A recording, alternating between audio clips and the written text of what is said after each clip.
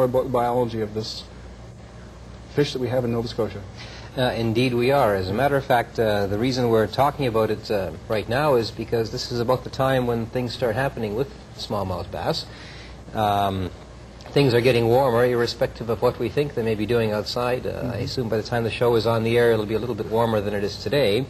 The bass are starting to do naughty little things in the water and things like that. So while everybody's out sharpening their hooks and snapping off the barbs off their hooks, maybe we can give a little bit of background information on what the bass is and what it does, where it does, and some information about it. Good enough.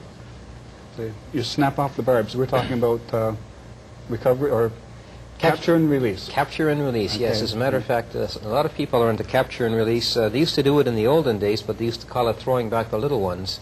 But now you throw back the large ones as well. And a friend of mine who is quite heavily into catch and release fishing said, he said, for a real challenge, instead of using a barbless hook, you use a hookless lure. Really? So catch them on the lure. You catch them on the lure, yeah, and how you land them, I'm not quite sure. So if we could perhaps, we'll head to the slides. I thought we'd start the slides with a pretty forest scene. For some reason I couldn't find my sunset over a lake, so a little bit of illustration of... we have to walk through the forest to get to the lake. Walk through the forest carrying your fishing rod and getting permission so you wouldn't be caught for trespassing. Okay. The species we're talking about is the smallmouth bass. Its scientific name is Micropterus dolomieu. And it's a bit fascinating as to how it got that name. The genus name is Micropterus. It was named by the famous French zoologist or naturalist, ichthyologist, Lacépède. And Micropterus means short-finned or small-finned. Now, what happened is that he was essentially the curator of zoology in the Royal Museum. He followed a gentleman by the name of Buffon. In around the time of the French Revolution, needless to say, anybody associated with royalty in during the time of the French Revolution tended to lose a bit of height and weight, I would assume. And so he went underground for a while, and it was recognized that he had much to contribute. So they brought him back in the Museum of Natural History. Notice they dropped the name the Royal Museum in Paris. And somebody had sent him some fish specimens from the New World, and included amongst these were these two species. Actually, they sent him largemouth bass and smallmouth bass, and I think some suckers and things like that. But the specimen had a broken fin. He didn't realize that the fin on the back, which is called the dorsal fin, was actually reduced. It was small, so he said, this is the small-finned Micropterus. Now, the other name, the species name, dolomieu, is he assigned to the fish in honor of his friend. His name was Dolomieu. And that's the man, he was a famous French mineralogist after whom dolomite was named. Now, in the book in Buffon's Natural History, where the actual name is given, the reference is something to my friend Dolomieu, who had suffered it with iron, I think was the phrase that was used in loose translation. And I haven't been able to track anything down on him, but I suspect what happened is that he also worked in the Royal Museum, but unlike Dolomieu, unlike Lacépède, he lost his head. So anyways, this fish was named after him. On the slide is an old woodcut from the middle of the last century, and you can see it's called the St. Lawrence black bass. And the name they gave it there was Gristes nigricans, named by Agassiz, the American naturalist. But in the scientific terms, the first person to assign a name, the first name assigned to a fish is usually the one that goes with it. And it took them about 100 years or so to shake all these names out. So we now have the species Micropterus dolomieu, and you can see Lacépède's name there.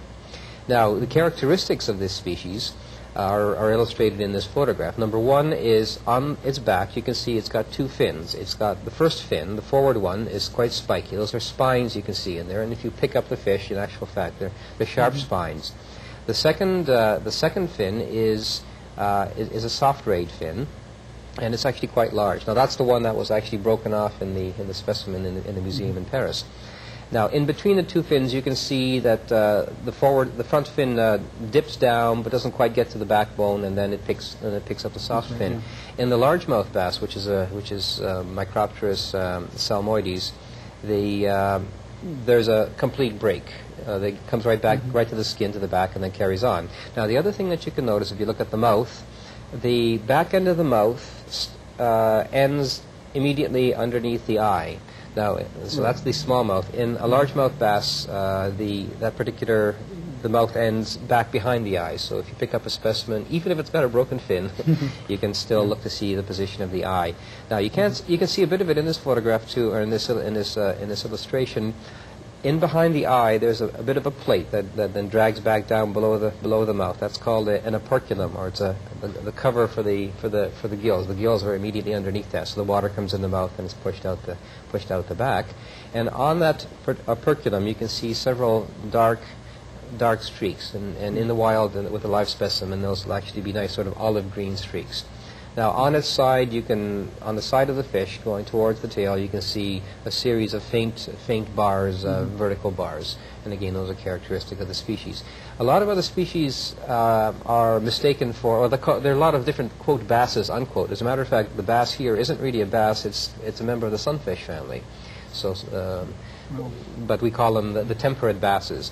Now, in this area, we have 3 species which tend to look somewhat similarish to them. Now, in the slide, you can see the top picture is the smallmouth bass. That's the same illustration we saw a few moments ago.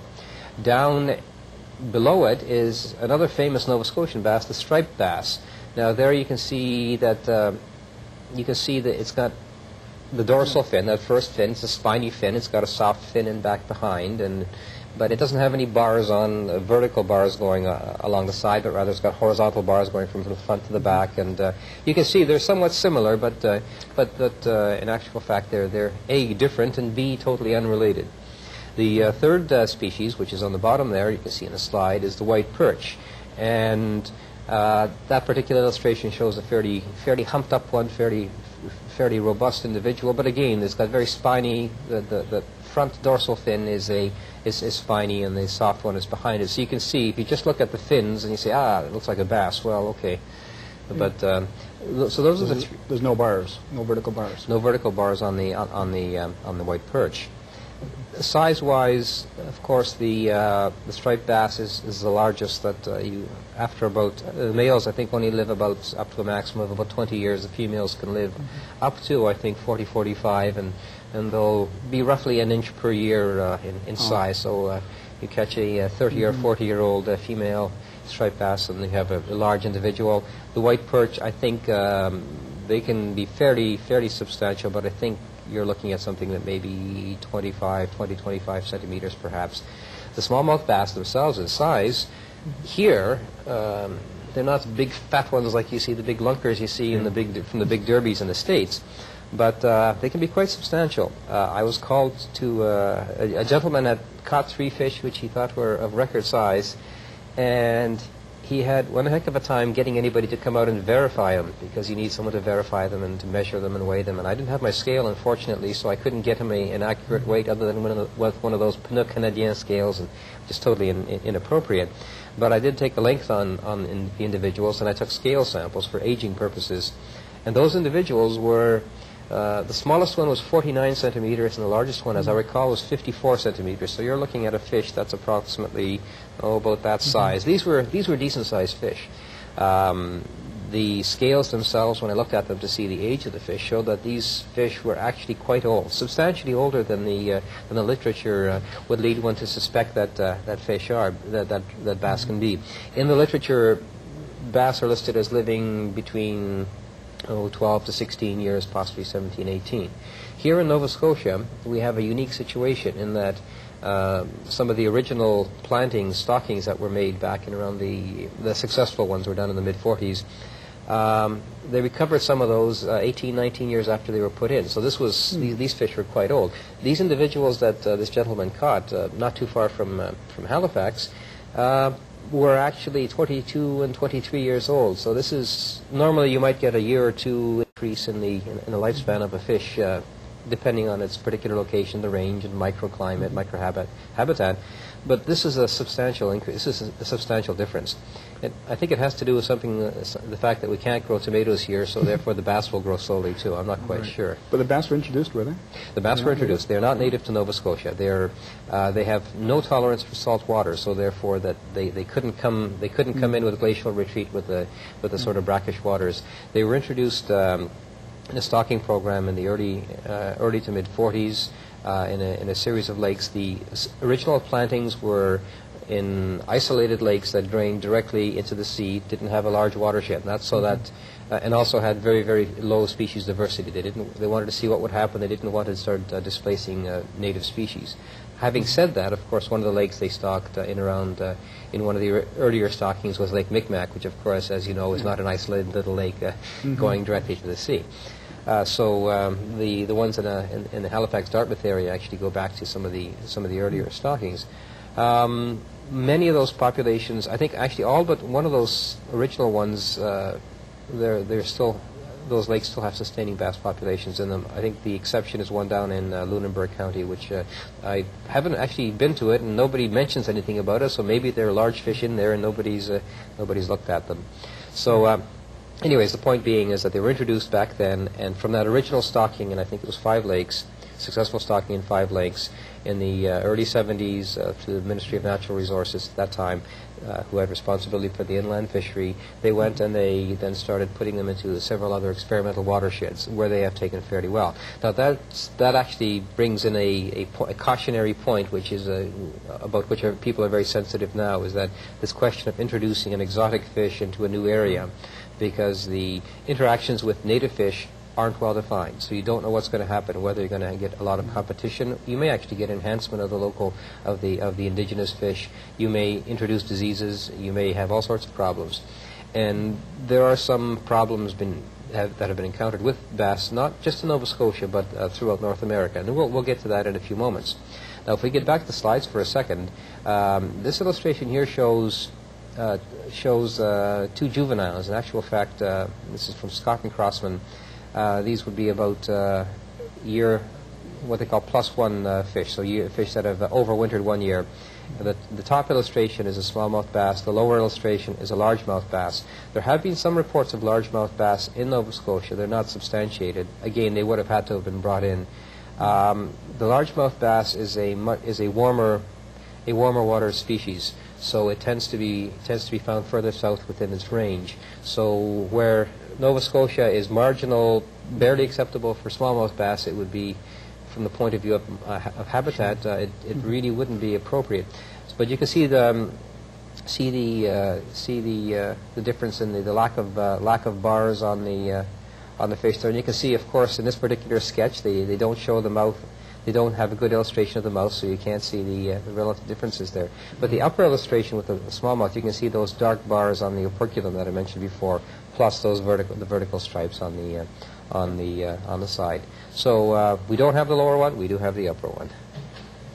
Now, perhaps I thought what we could get into at this point would be just a bit of information about how they reproduce and a bit of natural history of the fish. Mm-hmm. The reason for that is that because we don't have spring here in Nova Scotia. Now, there's actually a formal definition of spring, and the technical definition is the first 200 degree days above 5 degrees centigrade. So if on the 1st of February it went up to 6 degrees centigrade, we have 1 degree day. If on the 7th of February it went up to 3 degrees, well, there's 3 more. So that gives us 4 degree days. And you keep going until you have 200 degrees. And that reflects in part the putting the heat into the water and into the ground, getting things going. In most continental areas, that's extended over a period of time. Here it happens over a period of several weeks. So so because of that, though, our soils and especially in our waters especially are very slow in warming up. Now, in order to spawn, the smallmouth bass have a very specific temperature requirement. My wife just loves them because they won't start spawning until the temperature is good enough for us to swim in. So this is spawning time. Spawning time coming up very soon. Yeah. So what happens is essentially the overwinter, the adults overwinter usually in bottoms of lakes in quiescent areas. They can't deal with current, motion, anything like that. So you can cut a hole through the ice and put a strong light and take a peek, and you'll see these bass just resting above the ground. They're very inactive in cold temperatures. They cease feeding completely below around 9 degrees centigrade. Anyways, when the temperature goes up to about 15 degrees, which would be, what's that, about just under 60. Just under 60 or so, the males appear. The males come out of the deeper waters into the shallower areas, and they start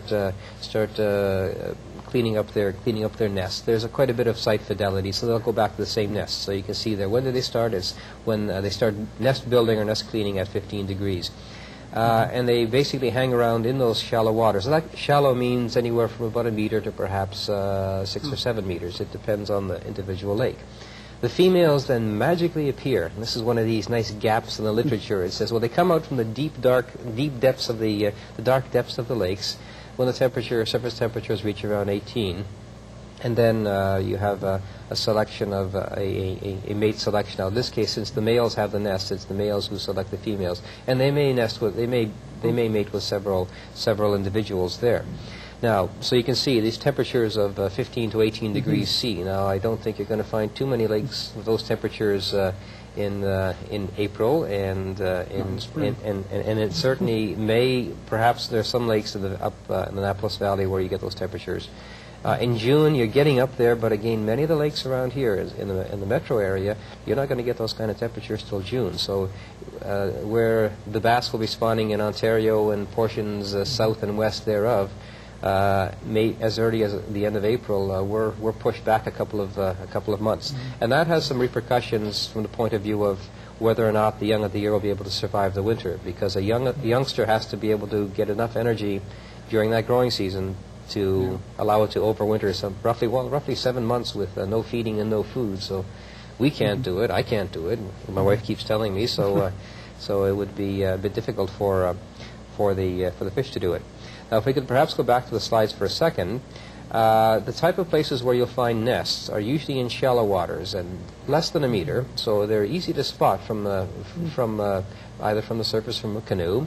You're looking for a firm substrate, cobble, pebble type of a substrate. They don't like soft material, organic matter. They don't like muds. They require a fairly firm substrate, and it's got to be protected. Now, the protection is not from predators, although the males will sit and guard the nest for a while. The protection is from currents, because they're not designed to cope with any consistent degree of currents, nor are they designed to cope with any random fluctuations. So they usually choose an area that will always be in the lee of any wind-driven current. So if the wind is coming from one side of a lake, you'll find the bass will tend to be on this side where the wind is coming in, because the turbulence generated by that wind is least here. At that end, where the waves are hammering away at the side, you get quite a bit of motion, and they have difficulties with that. So that's the requirement for protection. Now, once they've been laid in the nest, they hatch fairly quickly at room temperature. He said at STNP. Usually about 3 to 4 days to hatch. At cooler temperatures, it takes a little bit longer. If the temperatures during that spawning period go below approximately, go below 15 degrees centigrade, then you have a failure of that particular spawn, and all those eggs will die.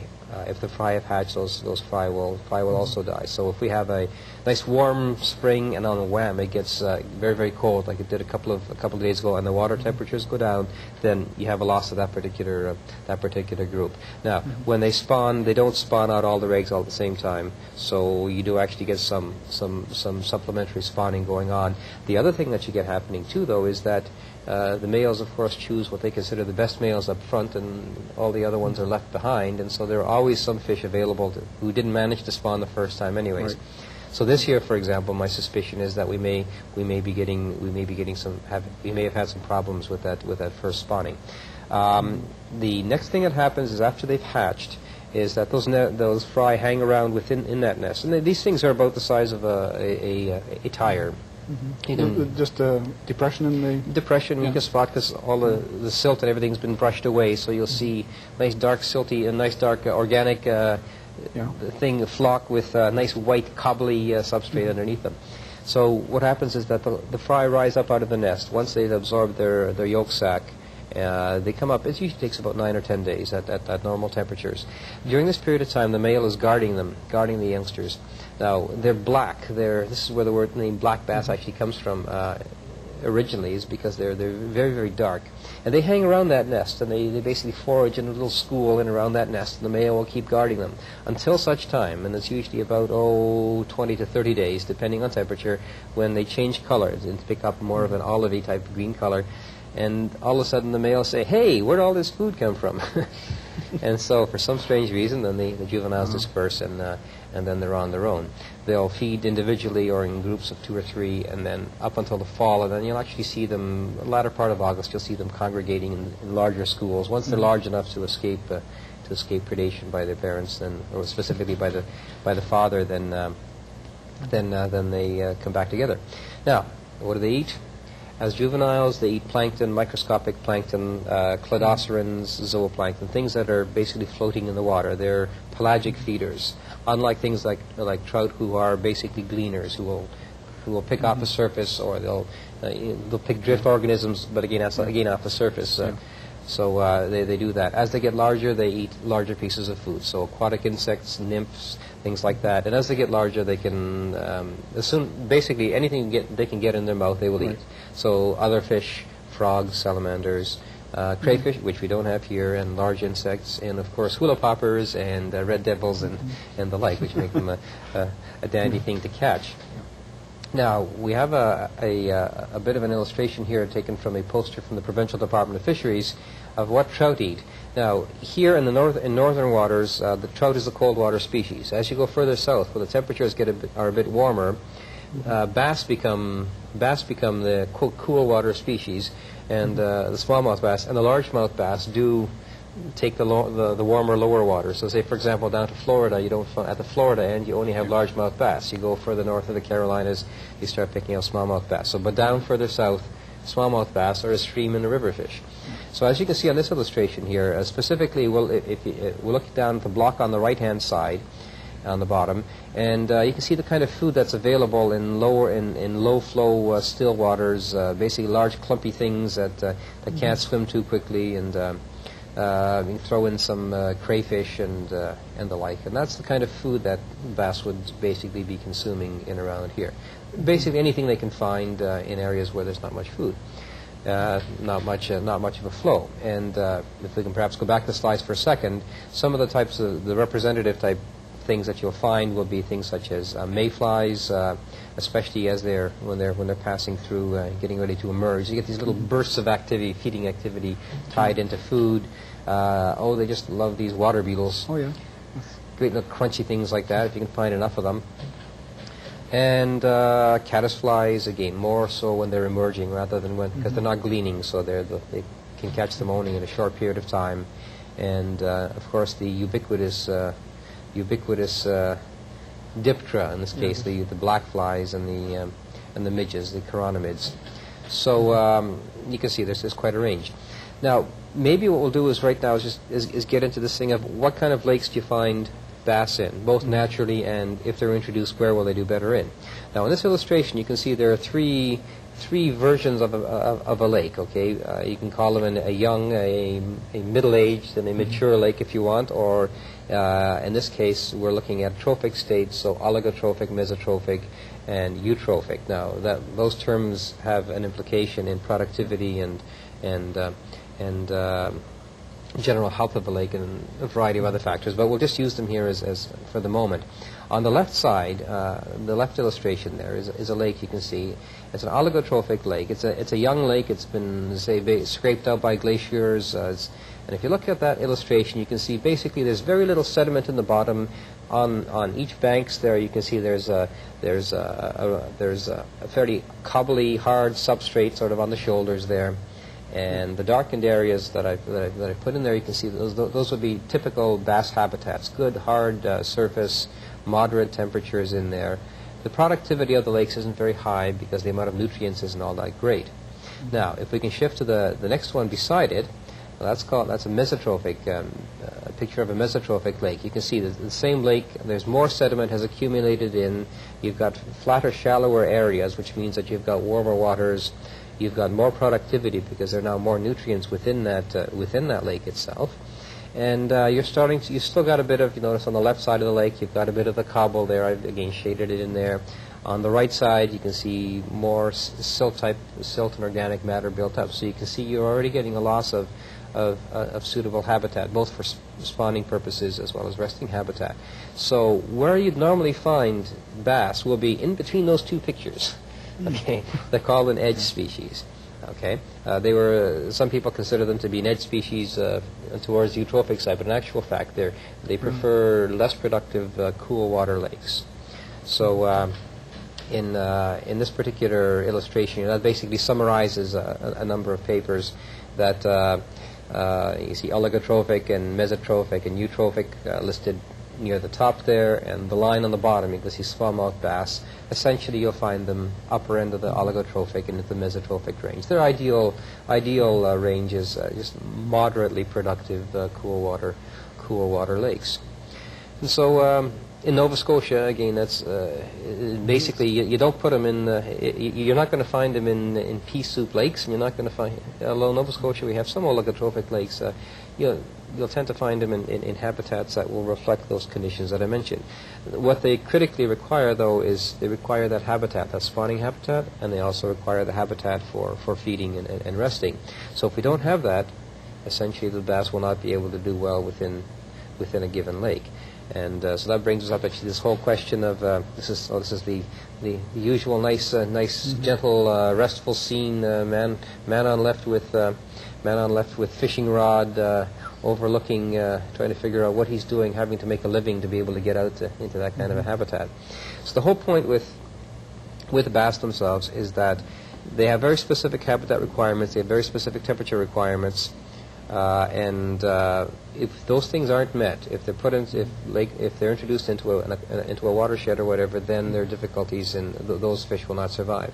What I'm working at the university on myself is I'm working on a doctoral program.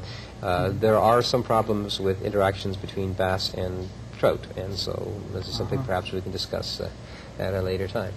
Excellent. I can understand the reasoning. You need so much knowledge about the bass if you're doing both the bass and the trout. That's a smart way of approaching it. Well, and you know where to catch them if you go fishing. Right, that's true. Yeah, we've got about probably 1 minute left. Is there anything like to just have a recap on, or?